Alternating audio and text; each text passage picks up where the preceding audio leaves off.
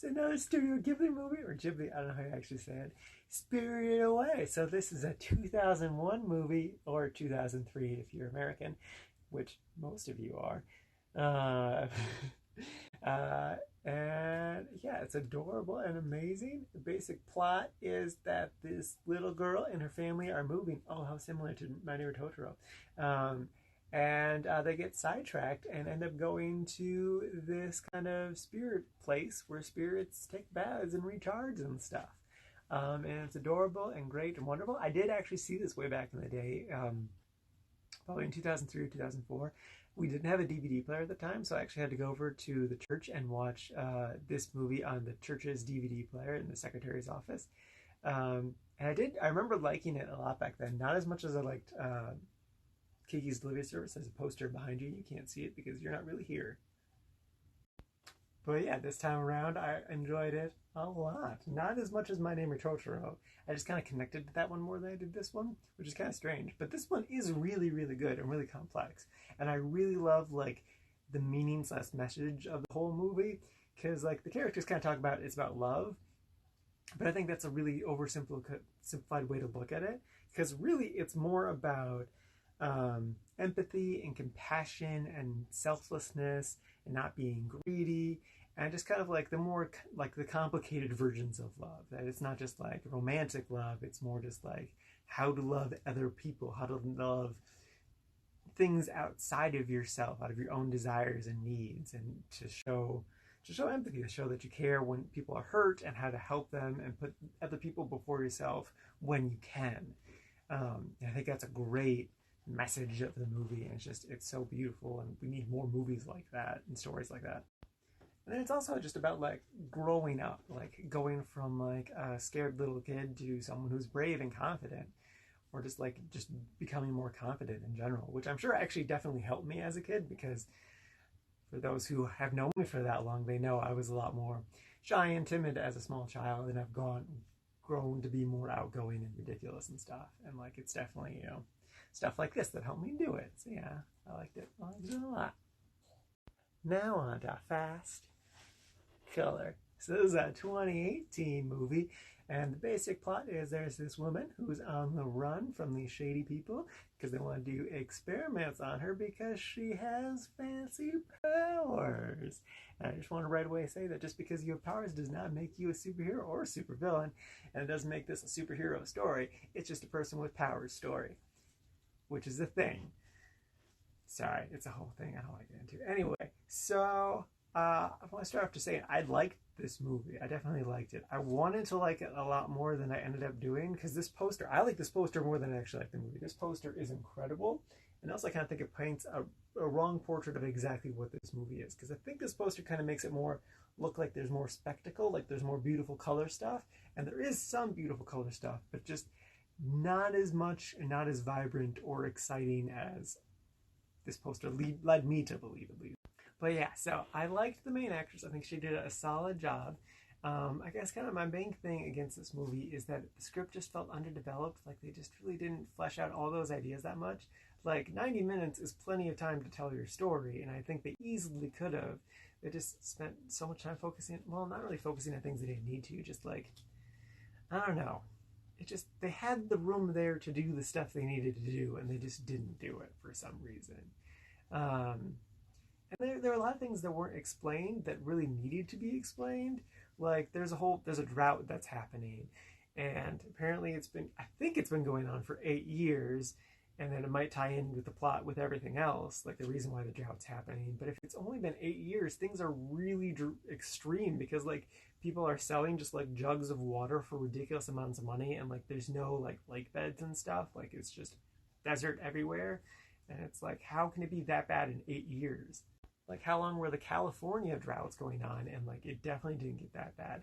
And is the drought going around the entire world, or is it just regional? Because it has to be the entire world, otherwise it shouldn't be that extreme. And it's just, I don't know. There's definitely a lot of good stuff. And I think like the main character has like this whole history of drug abuse and stuff, and they talk about it a bunch, but we definitely should have seen it instead of just hear about it over and over again, because we just don't like get the full effect of like her painful past, or even why she's really started doing the drugs. They kind of explain it, but it didn't really perfectly make sense to me. Like, I get it, but I don't know. I don't know. And again, though, I didn't hate this movie. I like this movie. Like I said, there is plenty to like about it. Yeah. And I guess my biggest complaint about the movie is like the movie does not match like the colorfulness of this. Like, I love this poster; it's so great, but like there's some colorful things in the movie, but just it doesn't match that quality. And like the director herself said that so many other like superhero movies, even though this isn't a superhero movie, focus more on like the spectacle, the CGI stuff, and they want to focus more on the character stuff. And I'm like, well, you didn't really do a great job focusing on the character stuff. That really definitely was underdeveloped. And then you really didn't deliver with the occasional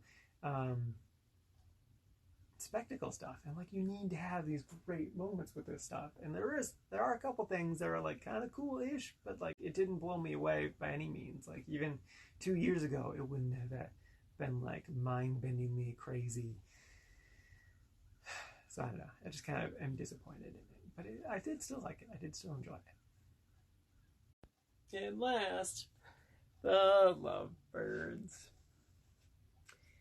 I really wanted to like this movie. I really wanted to enjoy this movie. I like both the main actors so much. Camille is awesome in the Silicon Valley. I loved him in that. He's probably one of my favorite parts of Silicon Valley.